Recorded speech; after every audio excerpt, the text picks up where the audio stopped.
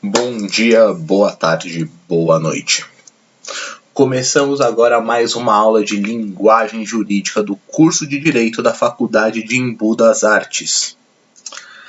Gente, antes de eu começar a aula, tá, eu vou fazer algumas breves considerações aqui para vocês, que é o seguinte: a abordagem da aula de hoje vai ser um pouco diferente, tá? Normalmente eu faço um slide, né, e vou com base nos slides. Hoje a aula vai ser realmente bem diferente daquilo que eu venho fazendo até então, que vai ser uma abordagem como se fosse um podcast, tá? Não teremos coisas relacionadas aí a slide, tá? Serão casos práticos, casos reais que aconteceram aqui no nosso estado de São Paulo, tá? E eu vou fazer comentários sobre esses casos, tá? Então, para vocês terem ciência desses casos, vai ter aqui embaixo na descrição do vídeo 5 links, tá? Dentro desses 5 links vocês vão encontrar 5 arquivos. Vocês vão baixar esses arquivos e vão ler esses arquivos, tá? Então, somando esses 5 arquivos, aproximadamente vai dar aproximadamente aí 50 páginas, tá? Então, para vocês entenderem aquilo que eu vou falar agora, vocês vão obrigatoriamente ter que ler esses 50 arquivos, senão essas 50 páginas, perdão, senão vocês não vão conseguir entender, tá, a aula de hoje. E como nós estamos falando de uma nova abordagem, né, eu estimei que vocês vão demorar aí por volta de 2 minutos de leitura por página, que vai dar no total 100 minutos, que vai dar aproximadamente 1h30, né? 100 minutos equivalem a 1h30 de leitura.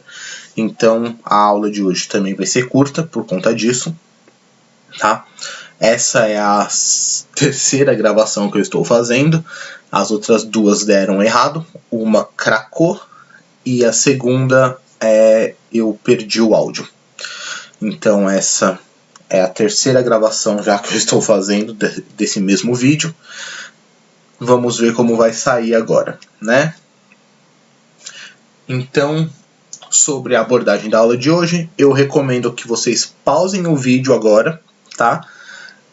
Baixem os arquivos e só depois da leitura desses arquivos vocês voltem para o YouTube, ok? Então vamos fingir que vocês deram pausa exatamente agora, tá? E vocês estão voltando agora pro vídeo. Tudo bem? Como eu já disse antes, a aula de hoje vai ser um compilado de comentários sobre esses 2 casos que vocês acabaram de ler, que aconteceram aqui no nosso estado. Pois bem, nesse primeiro caso que eu vou comentar, nós temos a questão aí de uma apelação ofensiva. Eu gostaria de compartilhar com vocês a leitura do meu artigo, tá, sobre este caso, que eu escrevi em 2018, no primeiro semestre do meu mestrado, tá, sobre a análise do discurso, tá? E depois eu vou comentar as minhas considerações. Vamos lá. Título: O choque discursivo no mundo jurídico. 2 pontos. Uma apelação apelativa, por Felipe Marcheselli. O presente trabalho é um estudo a respeito da substituição do discurso jurídico por parte de um advogado numa peça jurídica apresentada ao Tribunal de Justiça do Estado de São Paulo, combinada com a análise do discurso, mais propriamente do discurso jurídico como um discurso constituinte, no pensamento de Dominique Menguenot, onde adotaremos o eixo do texto-produto. Consistirá na análise da peça jurídica sob a perspectiva da escola francesa e recobrirá a substituição dos jargões jurídicos e termos latinos pelo discurso veladamente ofensivo, sem o intuito de o ser, mas apenas com a intenção de choque. Capítulo 1. Noções introdutórias da análise do discurso. Dentro da análise do discurso, existem diversas correntes teóricas, as quais trataremos aqui especificamente de duas. A primeira, advinda de uma quantia notável de teóricos, é uma definição mais minimalista, ou seja, abre aspas, um estudo de textos em contexto de eventos comunicativos, fecha aspas. Do outro lado, a segunda, uma posição minoritária, trata de, abre aspas, um mero rótulo para uma vasta gama de estudos do texto, fecha aspas. Alguns analistas, de alguma forma céticos quanto à análise do discurso, consideram-na insignificante por misturar, em seu anseio, a análise linguística seguida de abordagens psicológicas e sociológicas.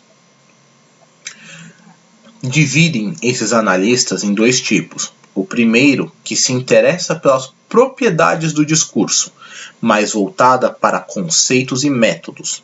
O segundo, que utilizam-se das análises em problemas, sejam eles históricos, sociológicos, psicológicos, que visam resultados imediatos, sendo a análise um reles instrumento da avaliação do corpus.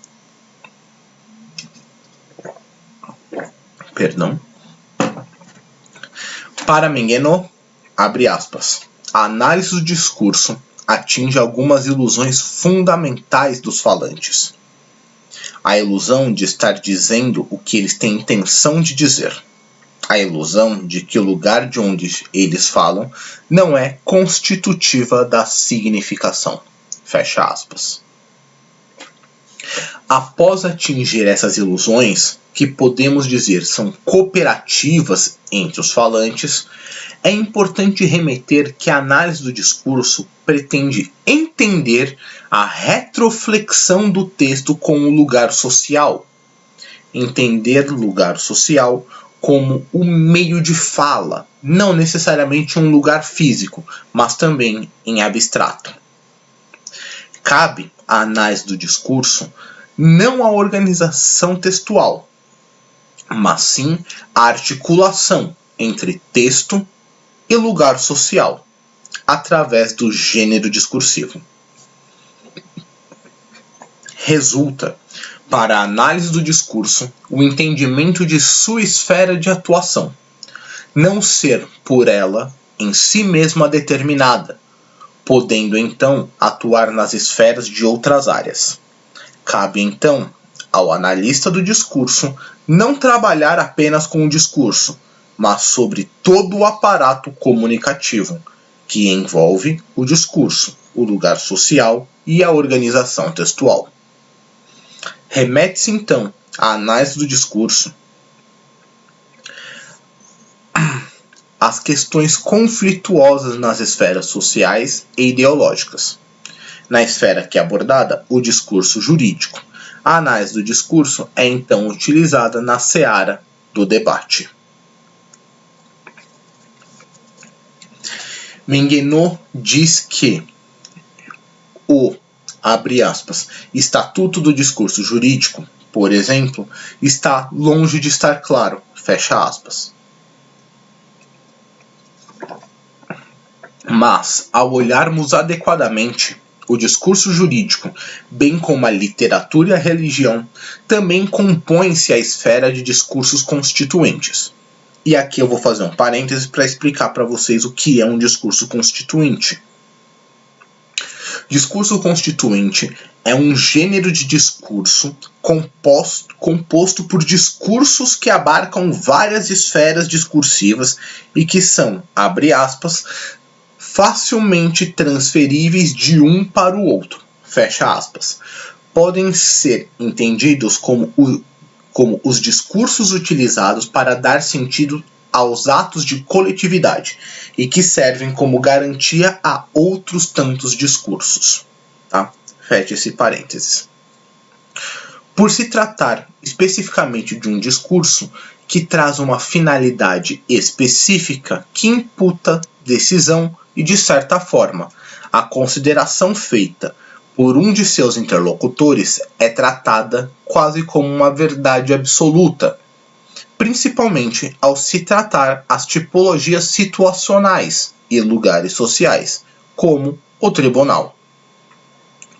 O discurso jurídico funciona como um discurso constituinte de outros discursos em sua própria constituição.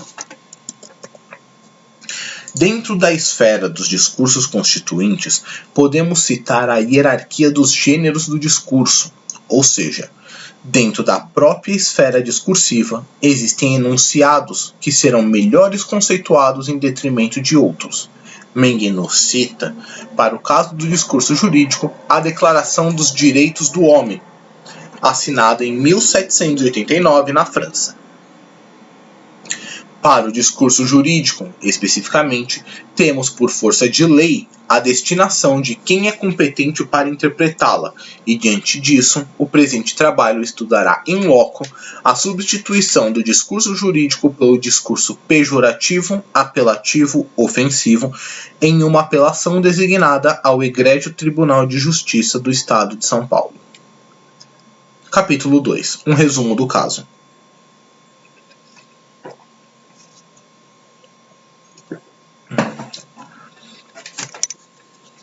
Vamos lá.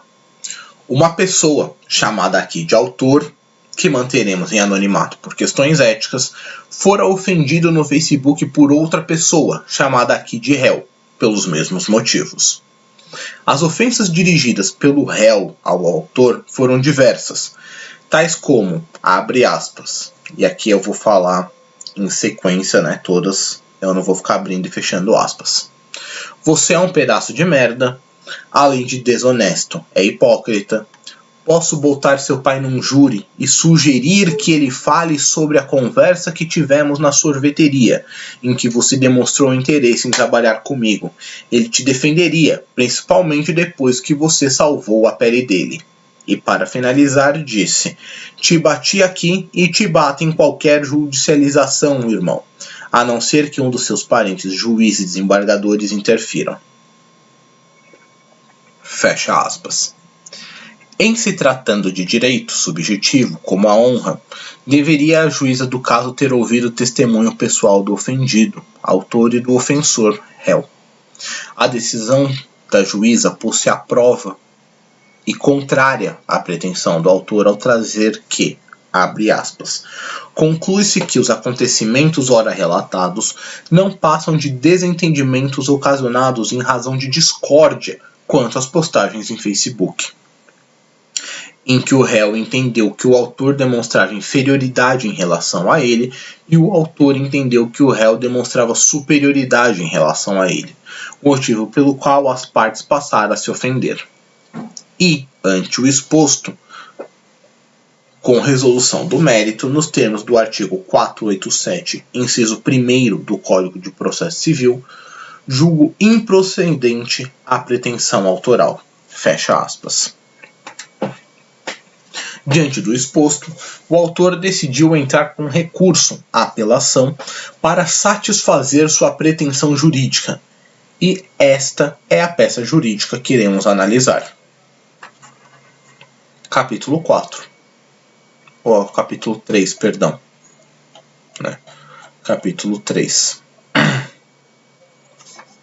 A substituição do discurso jurídico. Para analisarmos a peça jurídica em questão, devemos primeiramente adotar os conceitos de cenas de Dominique Menguenot, onde a primeira cena, a cena englobante, tem sua definição como, abre aspas, mais usual de tipo de discurso, que resulta do recorte de um setor da atividade social caracterizável por uma rede de gêneros de discursos. Fecha aspas. Podemos advir que, a princípio, a peça em questão faria parte da cena englobante jurídica, por se tratar de uma peça voltada para as pretensões de pleitear um direito, o qual o autor julga ter direito a esse direito.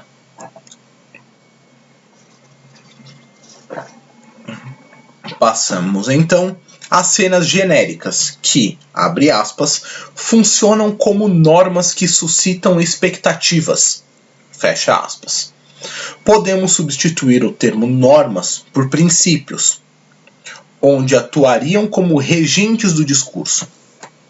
Podemos citar entre essas normas ou princípios: 1. Finalidade. Como o próprio nome já diz, se espera que o locutor seja capaz de realizar de forma natural a designação da finalidade de suas atividades. 2. Papéis para os parceiros. Cada um dos agentes envolvidos no ato de fala, seja oral ou escrita, possuirá um papel a ele atribuído, onde haverá direitos e deveres. 3. Lugar apropriado para seu sucesso. Não estamos falando intrinsecamente de locais de cunho físico, mas poderão o ser. Menguenot diz que, abre aspas, há gêneros cujos lugares são impostos, os cartórios e as igrejas para os casamentos, os tribunais para os julgamentos. Porém, há de se destacar que certos discursos ou eventos não possuem um local pré-determinado, porém a sua escolha passa a ser uma discricionariedade do interlocutor que resultará numa maior ou menor aceitação de seu destinatário. 4. Temporalidade. Aqui, Dominique Menguenot traz a ideia de que o discurso atuará no tempo, seja de forma mediata ou imediata, eterna ou efêmera. 5. Suporte. Todo texto utilizar-se-á de uma forma de propagação. São exemplos citados por Menguenot em seu livro Ondas de Rádio, Oralidade do Face a Face, Livros em Papel, entre outros. 6. Composição. Na esfera jurídica, podemos dizer que isso se chama forma, o desencadeado de atos sucessivos que resultam em um determinado gênero do discurso. 7.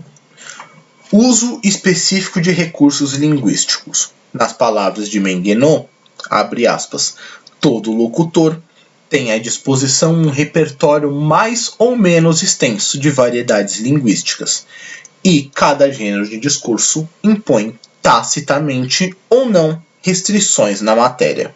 Fecha aspas.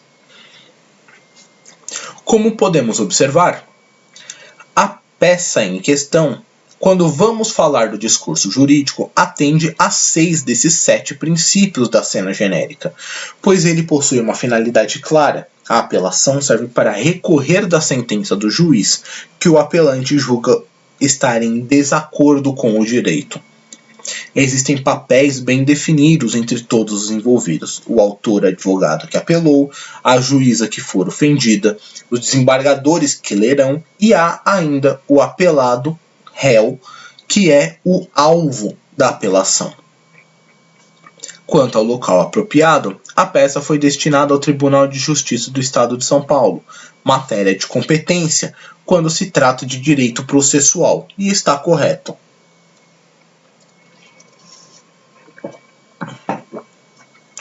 Quanto à temporalidade, é um evento singular. Seu meio de suporte é o papel. Há uma composição forma que está bem estruturada e, no caso, definida, onde existe a peça de admissibilidade e a peça das razões, estruturada com o resumo da apelação, do mérito recursal e do pedido. Por fim, ausenta-se o princípio do uso específico de recursos linguísticos, pela simples substituição do uso adequado da argumentação jurídica pela ofensa e discurso jocoso e grotesco. Por fim, a terceira cena de Dominique Menguenot, a cenografia, conceituada como a ideia, abre aspas, de que o enunciador, por meio da enunciação, organiza a situação, a partir da qual pretende enunciar. Todo discurso, por seu próprio desenvolvimento, pretende, de fato, suscitar a adesão dos destinatários, instaurando a cenografia que o legitima. Ou seja, fecha aspas. Ou seja, a cenografia em questão é a retratação de um homem, advogado, revoltado com a decisão da juíza de primeira instância, onde denegou provimento de seu pleito e se vê obrigado a recorrer à apelação, e o faz de forma ofensiva. Partindo dos princípios e cenas de Dominique Menguenot, analisamos que quando se pensa em uma peça jurídica, principalmente quando esta peça será designada para uma esfera jurídica superior, como é o caso do Egrégio Tribunal de Justiça do Estado de São Paulo, em nenhum momento se pensa a possibilidade de abordar qualquer assunto que não seja tratado através da norma padrão, com os jargões próprios da área jurídica e estritamente formal. Mas não foi o caso da presente apelação feita pelo autor em face do réu. O autor, advogando em causa própria e tendo conhecimento da norma padrão e do seu lugar social, qual seja o tribunal, escolhe as palavras sabiamente para impactar positiva ou negativamente o seu interlocutor. Primeiro a juíza, em seguida os desembargadores do tribunal.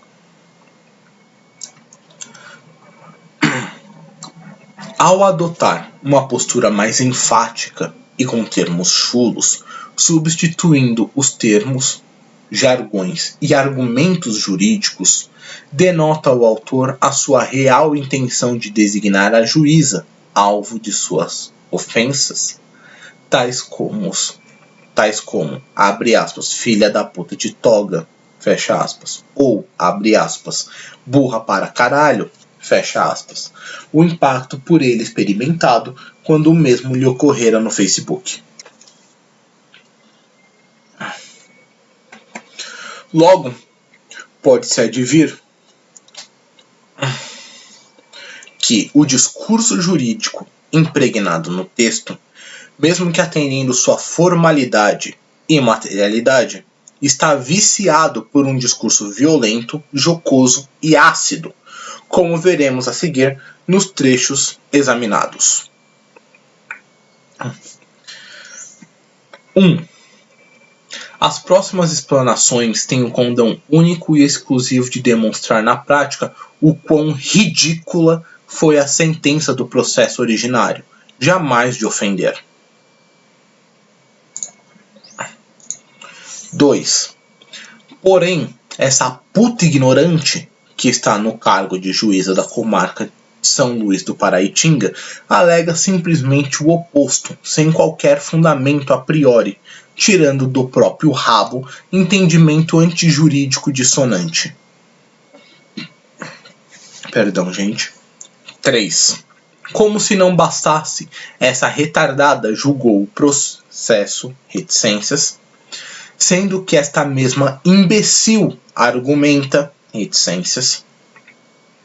Ora, será que essa arrombada não sabe reticências? Ela esperava que alguém cagasse qual tipo de prova na cara dela.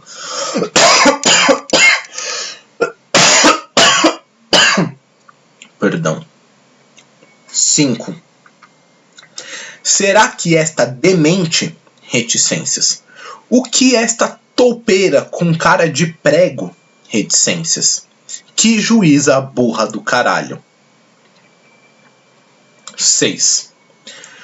Tanto que a própria anta julgadora, no ápice de sua idiotice, reticências, desconhece por ser uma babaca, reticências. 7. No mais, com um devido respeito, essa juíza tem de ir à puta que a pariu. 8. Ou seja, para essa oligofrênica, reticências, como essa aloprada mesma diz, reticências. 9. Se essa vagabunda que está acostumada a ser ofendida pela internet, reticências, exceto na cabeça desta avoada. 10. Logo, para essa filha da puta de toga. Enfim. Nos trechos acima fica clara a intenção manifesta do autor de causar sentimento controverso na juíza e nos desembargadores, tendo escolhido um meio inadequado com palavras de baixo calão e verborrágicas. Atuou com tamanha falta de respeito, embora tenha se proposto a fazê-lo mantendo-o. No trecho 1, temos o uso da expressão ridícula para referir-se à sentença proferida pela juíza. A expressão, embora seja até branda, principalmente ao considerar as próximas, não é aceita de bom grado quando estamos em um meio tão estritamente formal quanto jurídico. Ao observarmos o trecho, temos já um rebaixamento vocabular nítido do elemento grotesco, onde podemos notar a presença de termos como puto ignorante e rabo. Mas, neste momento, os termos são ataques diretos à pessoa da juíza e à sua competência. No trecho 3, temos mais ataques velados à personalidade da juíza com os termos retardada e imbecil. Os impropérios proferidos pelo autor para a juíza neste trecho, embora possua menor grau ofensivo em relação aos do trecho 2, salienta a ideia de despreparo por parte do autor e sua completa ausência de sentido.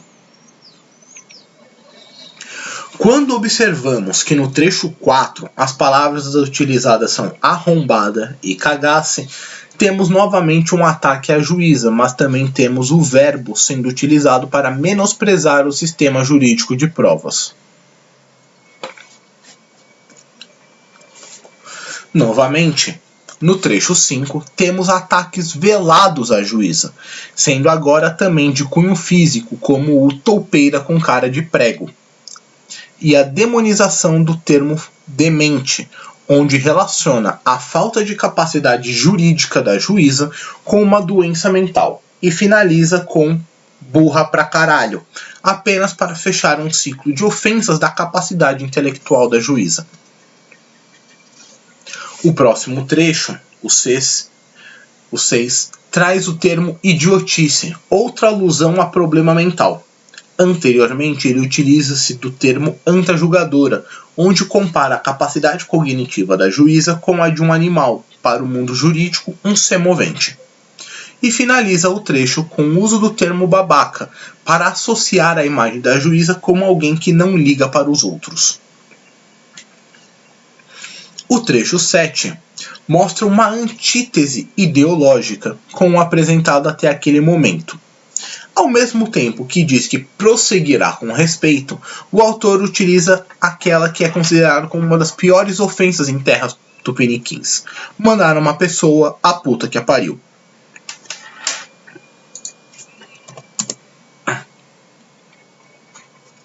Retoma as ofensas no trecho 8, com o termo oligofrênica, outro termo utilizado para denegrir a capacidade intelectual da juíza, ao compará-la com alguém que possua uma debilidade mental e ou psicológica. Segue-se com a ofensa de aloprada. Também poderia ter utilizado o termo maluca, para ser mais um outro exemplo de ataque às capacidades intelectuais e mentais, neste caso em específico da sanidade da juíza.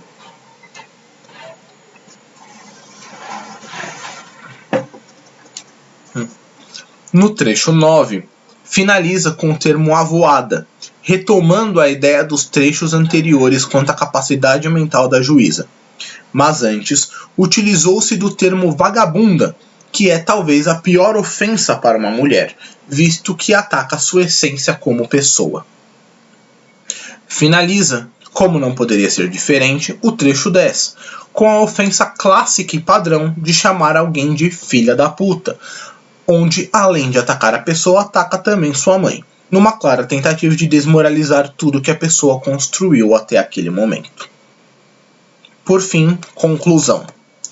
Após a explanação do presente trabalho, determinamos que a análise do discurso de linha francesa, com base em Dominique Menguenot, é adequada para analisarmos as variáveis e nuances da cena englobante jurídica. O discurso jurídico, que funciona como um discurso constituinte, presente em nosso dia a dia e retomado com maiores ênfases justamente quando pensamos em peças jurídicas a serem apresentadas para o tribunal. É tão vasto e cheio de conflitos.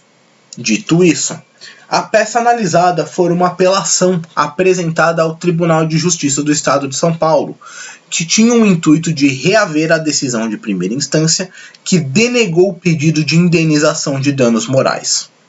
A forma utilizada pelo autor para sua solicitação fora certa, tanto estruturalmente quanto em termos recursais, mas materialmente, ao não apresentar qualquer que fosse o argumento jurídico que pudesse desencadear em novos desfechos para o caso, mas ter optado pelo ataque gratuito e velado, embora que com o intuito de argumentação, o autor demonstra não ter capacidade de enfrentar os desafios inerentes da própria profissão de advogado, ao ser obrigado a utilizar-se de argumentação ofensiva e não jurídica.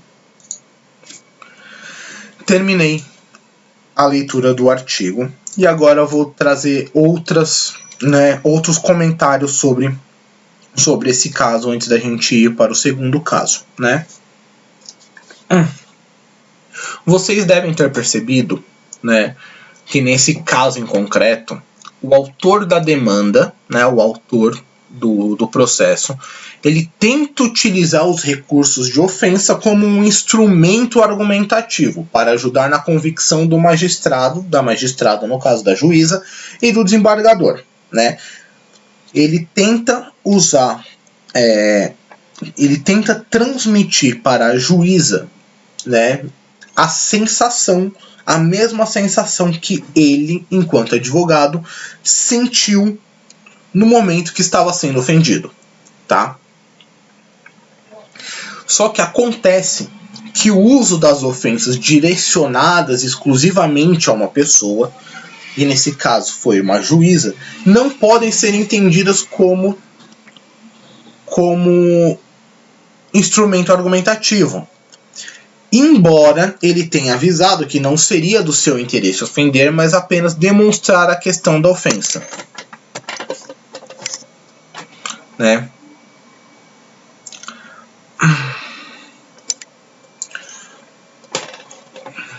A decisão do acórdão, tá? Embora aponte as formalidades atendidas pelo recurso, pelas razões de apelação, né? Nas palavras do relator, abre aspas, o autor proferiu ofensas que extrapolam qualquer conduta civilizada ou de quem se acredita estivesse apto a postular em juízo. Fecha aspas. Aqui, cumpre a gente destacar que os desembargadores entenderam que a real motivação era a ofensa, né? Como a gente pode perceber no trecho também que eu separei aqui pra gente, abre aspas. O autor, apelante, passou a ofender a julgadora de forma covarde e desrespeitosa, e no afã de livrar-se de eventual responsabilidade pelas injuriosas palavras proferidas, ressaltou que se destinavam apenas a fundamentar o pleito de reforma do julgado. Tá? Aqui, gente, eu vou discordar dos desembargadores, porque eu não acho que a intenção dele era ofender a juíza, tá?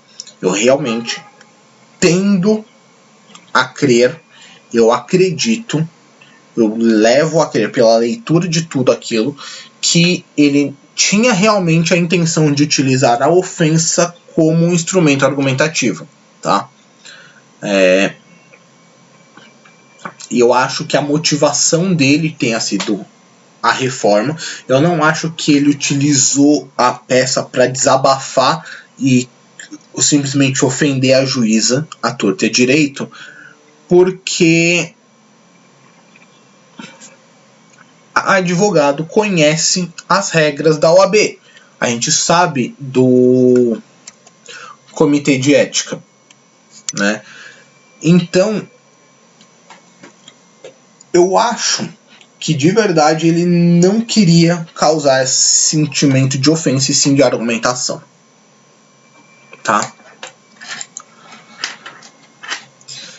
Embora a gente já tenha visto regras e princípios da linguagem jurídica, tá? Gostaria de ressaltar para vocês que não há na lei, pelo menos não que eu tenha visto até hoje, explicitamente restrições de o que a gente pode ou não utilizar como argumento, ok? Simples.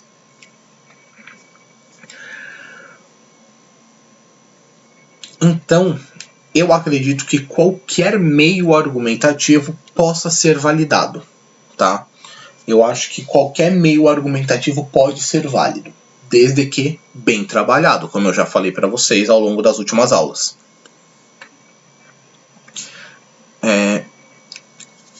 Só que eu também vou discordar do autor, do apelante, né? Eu não acredito que designar as ofensas tenha o efeito pretendido de choque, tá? No universo jurídico. E, sabedor do rigor da ética advocatícia, né, ele deveria ter sido comedido nesse ponto. E aqui eu trago também, né, não uma passagem, mas o que os embargadores pensaram. O autor, né, o apelante, ele não apresentou maturidade emocional, tá, para estar ali, e ele não atacou a sentença de forma técnica. E devemos lembrar, né, de que quando a gente vai entrar com recurso, a gente deve, a princípio, meu povo, atacar a decisão. A gente não vai atacar a pessoa, né, que proferiu a decisão e nem a outra parte. Nós vamos atacar a decisão. Ou seja, né, nós vamos atacar. Ele deveria ter atacado a sentença, né? Poderia falar que a sentença é ridícula? Poderia, né, por exemplo. Porque ele discordava da sentença, mas ele não poderia falar da juíza, tá?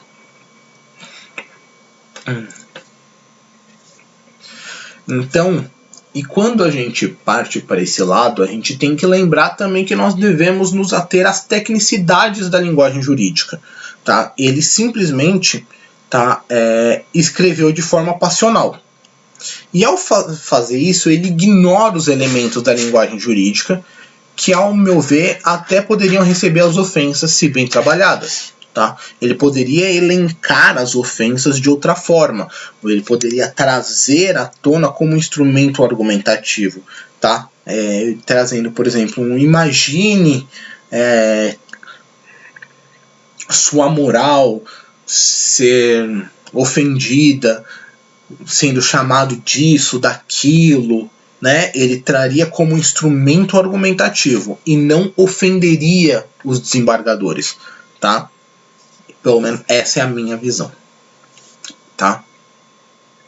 Então, quanto a esse caso em específico, tá? Eu vou ressaltar alguns pontos. Primeiro, é possível a utilização das palavras afrontosas como meio de argumentação. Eu acredito, tá? Segundo ponto, para que isso seja possível, é necessário utilizar-se dos princípios da linguagem jurídica, essencialmente, no mínimo, o princípio da linguagem técnica, tá? Em terceiro ponto, a utilização deve ser através dos exemplos, tá? E nunca destinado a um ente em específico, pois sai da esfera da argumentação e entramos no ataque pessoal e passional. E por fim, o quarto ponto, é de que eu gostaria de ressaltar que nós não vamos entrar no mérito da decisão de primeira ou segunda instância, então não quero que vocês debatam se a juíza estava certa, se os desembargadores estavam certos, se o cara estava certo em entrar com recurso. Não é isso que está em debate aqui, mas sim a linguagem, ok? Agora a gente sai desse primeiro caso e vamos para o segundo caso. Tá? O segundo caso, obviamente, é bem mais curto. Eu ainda não tenho um artigo sobre isso, mas eu quero escrever, porque nós temos a utilização de memes, né? A utilização memeal, por assim dizer, numa petição jurídica, né? Nesse segundo caso, foi recente, tem acho que nem 15 dias, tá? O advogado, ele inicia o seu petitório com o meme do prefeito da cidade de São Paulo, o senhor Bruno Covas, com os dizeres: "Bom dia, como posso atrapalhar o seu dia?" Né? Primeira coisa que eu vou ressaltar para vocês aqui é que eu sou adepto da inovação judiciária, como vocês já devem ter percebido, tá? E eu sou um defensor da evolução da linguística e da linguagem como um fator social. Tá? São 2 pontos que vocês já devem ter percebido isso durante as aulas. Perfeito. Com isso em mente, eu também sou adepto da linguagem popular nas petições. Porém, eu tenho que ressaltar com parcimônia, com estilo, de forma técnica, ok? Nesse caso em específico, eu pedi para que vocês lessem a petição inteira e depois a decisão do juiz, para que vocês percebam a utilização do meme, tá? Ele inicia a petição, né, com o meme ali, né? Ele tem depois do preâmbulo, na próxima página, ele começa a sua petição com o meme. O meme simplesmente está jogado ali, né? Ele não tem conexão com o texto. Ele não conversa com o texto, ele não produz efeito de sentido no texto, não tem ligação entre texto e imagem, nada. Nada, tá? Então eu vou dar agora para vocês um outro exemplo, tá? De como eu utilizaria o meme. Tá? Pode até ser esse, poderia ser outros, etc. Tá? Imaginem que o autor entra com a petição, né, normal, tá lá, né? Fez a formatação da petição, tá normal. É exatamente igual a petição dele, só que não tem aquele meme no começo. E um pouco ali no meio, né? Ele pega e, para fundamentar os prejuízos e a revolta popular, ele coloca o seguinte parágrafo: "Tal prejuízo se mostra provado. Tanto é que, nas redes sociais, tais como Facebook, WhatsApp, Twitter, já correm os famosos memes com a imagem do ilustre prefeito, a saber, 2 pontos. E daí ele elenca, ó, meme 1 e coloca uma foto, meme 2 e coloca outra foto, meme 3 e coloca outra foto. Por quê? Tá? Aqui, qual a diferença dessa utilização do meme para a utilização que ele deu? A diferença se dá essencialmente pelo estilo, tá? Ele usou o meme pelo meme, eu estaria usando o meme como instrumento argumentativo. Eu estaria usando ele como um agregador na minha argumentação, tá? Então, como eu sou um defensor das novas linguagens dentro do meio jurídico, e muito provavelmente eu seja voto vencido, tá? Eu com certeza sou corrente minoritária. Vocês vão ver muita gente falando o contrário e vocês não precisam concordar comigo. Apenas tenham em mente que isso é uma possibilidade. Tanto é que a decisão do juiz, ele traz, né, esse caso. Deixa eu até pegar aqui, que era para estar aberto, mas eu esqueci de abrir, gente. 1000 perdões. Eu vou até abrir aqui, ó. Cadê? Decisão memes. Ó, eu vou ler aqui, vou ler novamente aqui né? Vocês já devem ter lido, mas eu vou ler também aqui o tópico 1 da decisão dele. Os memes certamente entrarão para a história da comunicação como um inclusivo meio de transmissão de ideias no mundo virtual, pois possuem o poder de condensar e transmitir expressivas quantidades de informações de forma simples, condição essencial no mundo contemporâneo. Mas a sua utilização não pode ser recurso de argumentação jurídica em processo judicial, seja porque carregam em si ironias e jocosidades desnecessárias, muitas vezes ofensivas e inadequadas para a defesa de qualquer direito no processo, seja porque a atividade do advogado deve primar pela argumentação, com ênfase em elementos lógicos e fundamentos extraídos do direito positivo.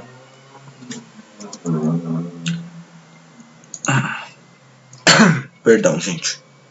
Deixa eu...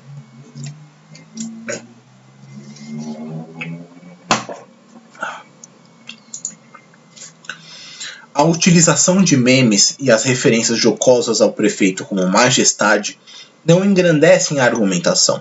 Este modo de agir, a pequena justiça, não serve a demonstrar direito algum, apenas se presta para viralizar na internet.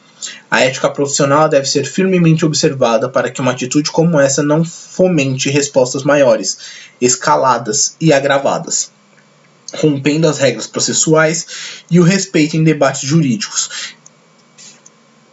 Se em informações o prefeito resolvesse responder do mesmo modo, provavelmente o impetrante ficaria com razão indignado. O impetrante confunde o processo judicial com página de Facebook, perfil de Instagram e outros espaços em redes sociais. O comportamento é incompatível com a ética profissional e prejudica a importância da advocacia para a administração da justiça, porque não é preciso ser bacharel em direito para manejar memes. Né? Então, gente, aqui ele traz isso, né? E a decisão dele claramente é oposta a tudo aquilo que eu defendo. Porém, eu vou aí trazer alguns pontos sobre essa fala do juiz, que é sobre a contradição que ele apresentou, tá? Ele enaltece que os memes entrarão para a história e são um meio de transmissão de ideias inclusivo. E devemos tratar de... E aí agora sou eu falando, né? Que nós devemos tratar de incluir, né, tal meio de comunicação no nosso meio jurídico. Por quê? Porque a área jurídica é o reflexo da sociedade. E nós, enquanto membros da sociedade, né, e principalmente operadores do direito, nós devemos nos metamorfosear sempre. Tá? Então, para alcançar as camadas mais afastadas e comunidades mais afastadas ainda da população, é preciso falar a língua da população, tá? Nós devemos, sobretudo, conversar com a população, porque o juridiquês prejudica, tá? A conversa, mas isso eu vou retomar daqui a pouco.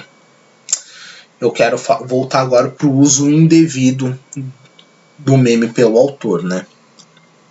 Porque aqui eu também discordo do juiz, porque ele não usou um meme como um meio de argumentação, tá? E sim como simplesmente meme de internet. Ele simplesmente juntou o meme e colocou o meme na petição. Ponto, acabou. E esse foi o erro dele. Ele não usou o meme como instrumento argumentativo, tá? E aí vocês vão ver a diferença de como ele usou e como eu expliquei que eu teria usado, tá? Novamente, a gente ressalta que não tem ligação entre o meme e o texto.